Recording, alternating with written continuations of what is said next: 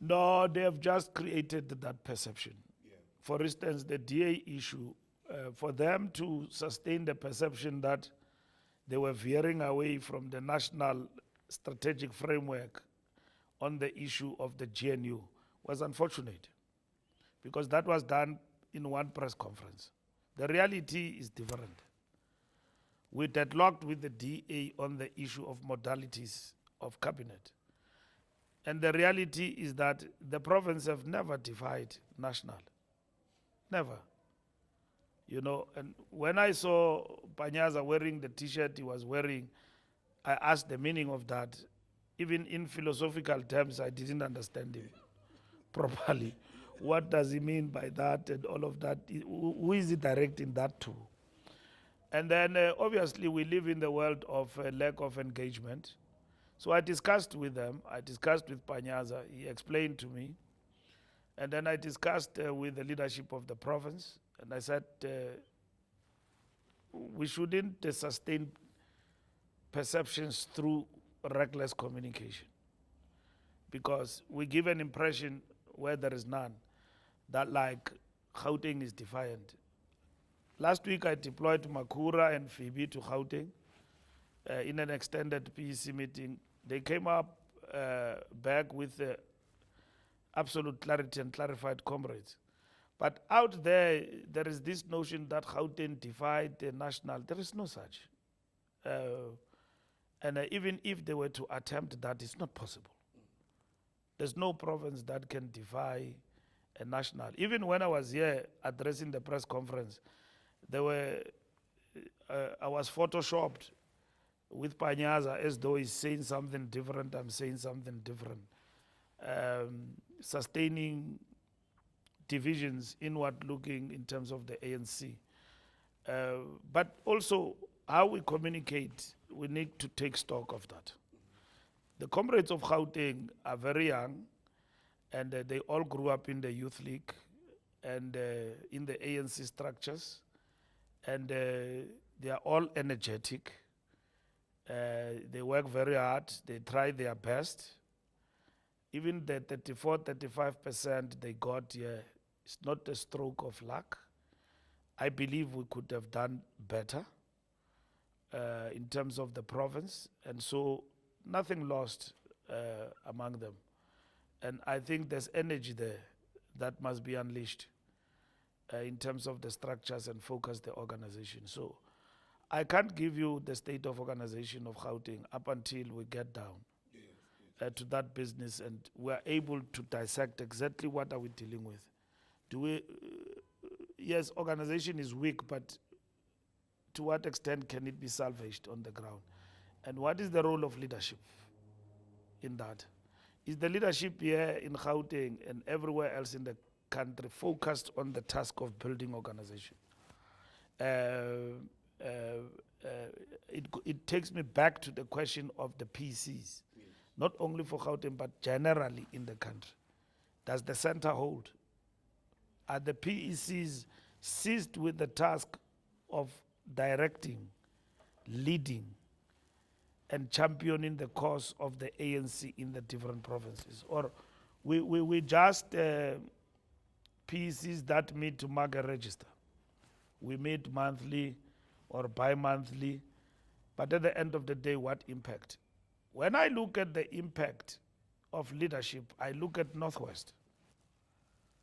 You know, and very impressed with this Northwest. yes, I worked with them, and I know the challenges they are facing there, and and when I came back there, I was clear that these comrades are doing something here, you know, are doing something here, but I'm not conclusive. They were doing something there that came to impress me, but I saw it in the results in terms of work. That's how you judge leadership. Yet there are so many piles and piles of complaints in my office from Northwest about that leadership, including some people who supported me in the structures, going to the national conference about this in local government. There's a lot of complaints. Even people march I can tell you the volumes of people who march to Lutuli House are from are from Northwest. Yeah, there are many. They come here. It's very easy. There are many. But the outcome and what I saw during the elections, even though conclusively I cannot say that this leadership is the best of the best. But what I saw when I went there, the focus, the science they were applying, working with the regions there on the ground, honestly, it did not just impress me. I saw a leadership that is faced with difficulties, but but doing their best to get out of a difficult disposition from a point of view of an organizational weaknesses. So, yeah. You with the what others call the instability of Johannesburg and Ekurhuleni, because the ANC does not have outright majority there. We just had MMC of Finance from the ANC, Jongazizwe Labati, installed. There is a lot of talk about how the province was not involved, who was involved. There's a whole issue that in Joburg there's a move to go with the DA and install the regional chairperson, Tata Murero, as the new mayor. What's going on in terms of where you stand when you look into those very critical metro municipalities? We're really worried about the stability in the municipalities and service delivery, because we saw that in the campaign, how it affected us. In the metros, especially in Gauteng. We have not arrived at any decision to change the current arrangement.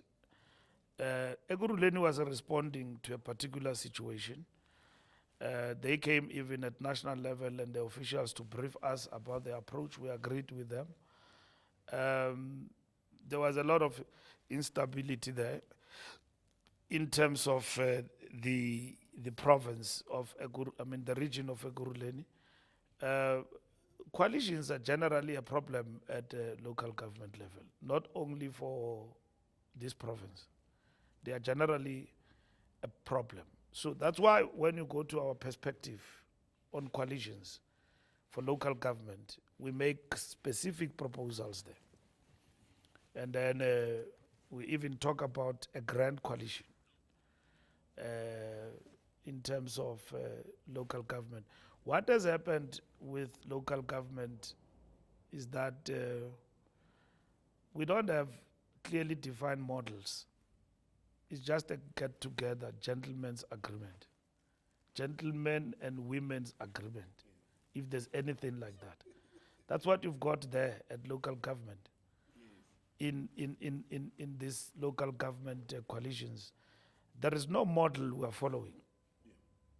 That's why you can have a party with 1% becoming the mayor, a party with 1% becoming the speaker. What model is that?